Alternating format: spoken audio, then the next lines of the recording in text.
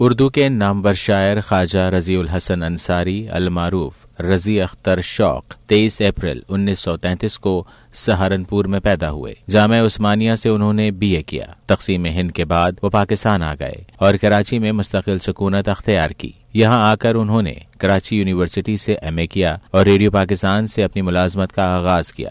رضی اختر شوق ایک اچھے شاعر ہونے کے ساتھ ایک بہترین ڈرامہ نگار بھی تھے۔ عمر کے آخری دنوں میں وہ دل کی بیماری میں مبتلا ہو گئے تھے۔ اسی مرض میں 22 جنوری 1999 کو کراچی میں انتقال کر گئے۔ ان کی 2 شعری مجموعے میرے موسم میرے خواب اور جست کے نام سے چھپ گئے ہیں۔ 2005 میں انہیں علامہ اقبال ایوارڈ سے نوازا گیا۔ ہم روح سفر ہیں ہمیں ناموں سے نہ پہچان، کل اور کسی نام سے آ جائیں گے ہم لوگ۔ 2 بادل آپس میں ملے تھے پھر ایسی برسات ہوئی، جسم نے جسم سے سرگوشی کی، روح کی روح سے بات ہوئی۔ مجھ کو پانا ہے تو پھر مجھ میں اتر کر دیکھو، یوں کنارے سے سمندر نہیں دیکھا جاتا۔